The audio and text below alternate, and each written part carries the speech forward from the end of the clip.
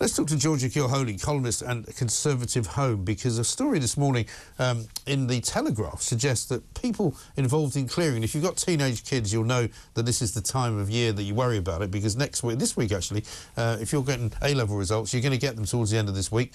Lots of people who want to go into universities are going to be told they have got a place, some are going to be told they haven't, and they'll have to go through something called clearing.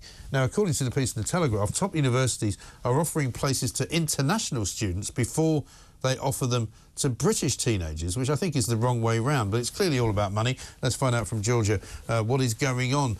Georgia, good afternoon to you. Good afternoon, Mike. The first thing I would like to say about the story is that it doesn't surprise me whatsoever. It's been an open secret for some time that many university courses in the UK are essentially profit schemes, because we know that international students pay something like 4 times the fees that British students pay. Obviously, our fees are capped. And the only thing I can say also is that in some ways you could say this is good news, because hopefully some of these British teenagers who may have been rejected from universities they hope to go to may realise that in many ways the system is a scam. They're not necessarily guaranteed to have a higher earning job or really come out of university with a ton more skills than they would have had if they didn't go to university and went straight to the workplace, or if we simply had more rigorous training colleges and schools as we once used to. And so hopefully some of these kids, teenagers, will be less likely to be lured into this scam of debt to get pretty much nothing else out of it. The amusing thing, sort of grimly amusing part of this article was, of course, Priti Patel offering comment and sort of slating the government. And I instantly thought, well, Priti Patel, you were Home Secretary for some time, and under your regime, the government extended the period that foreign students could stay in the country after their degree without a job from 4 months to 2 years. So it's just hypocrisy, and lots of the Tory MPs and former ministers who comment on this issue, and of course opposition shadow ministers as well, they don't actually have any intentions to solve the issue. It's just sort of rowing back and forth, and there's not really a political incentive at the moment for people who are in power to change it, because lots of sort of struggling post-industrial towns have these middling universities that say somewhere like Huddersfield or Coventry or some of the kind of grim suburbs of London and Manchester, and they're sort of raking in this quick cash through overseas students. But we actually had an expert tell The Guardian recently, I forget his name, I apologise, tell The Guardian recently when they did a feature on this issue that this is not going to work forever as a cash cow, because essentially what's going to happen is the status of these universities will go further and further down ever more quickly, and you'd have to be multiplying year on year the amount of international students you're taking in forever to maintain the situation. It's totally unsustainable. It really is. I mean, interestingly enough, we were just talking to Arabella Skinner, and she was talking about the dropout rate now as well, which is quite high because of all the kids who came through the sort of COVID years, didn't really do proper exams, didn't really get properly marked, and have now found themselves in quite challenging courses without really being qualified for them. Yeah, absolutely. I mean, back in the day, before we destroyed our grammar schools, for example, 3 A-levels in England and Wales was said to be the equivalent of an American college degree. We used to have a very rigorous secondary school system that prepared most children for the workplace, and also for professions. You know, I work as a journalist, as you also have and do. And some people call it that. Yeah, I mean, you know, we get various responses. And people didn't necessarily used to go to university to be a journalist. And when I look back on my experience, I think that actually I would have been better off going. I didn't really learn too much.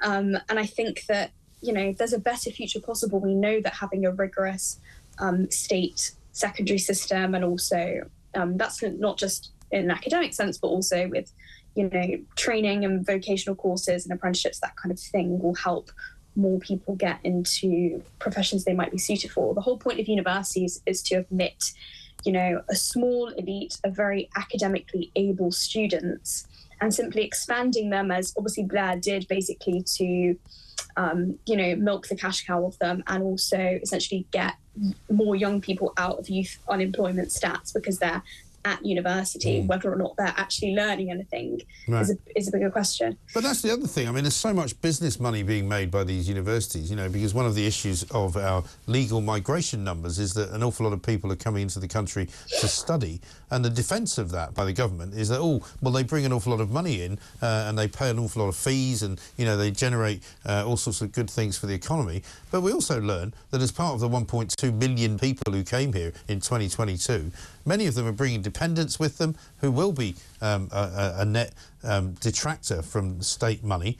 So, you know, I think we're putting far too much emphasis as a country on the good that is done by foreign students, because I think if they're now going to start to be put ahead of British students in terms of their, you know, ability to go to universities in this country, I think we've moved the dial too far, haven't we?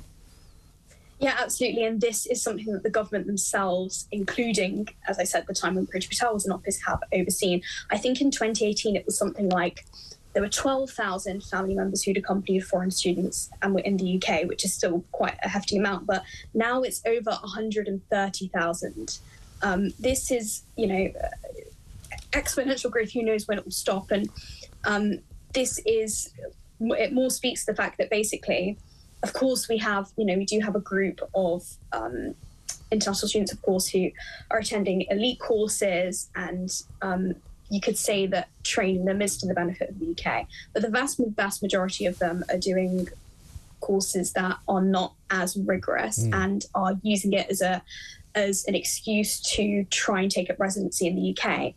And you know, we saw actually Sky News do an interview, do a segment on this the other week, and there was, I believe, an Indian student who was studying in the UK, and he said, well, I got accepted to the course, I came, and I essentially absconded from the course after a week or so. And we're not really tracking these people. I think in 2014, which, you know, things have definitely not gotten better in the Home Office since then. I think we had something like 100k missing foreign students. We weren't really tracking them. The Home Office has also admitted that they're not necessarily vetting these students properly either. Right.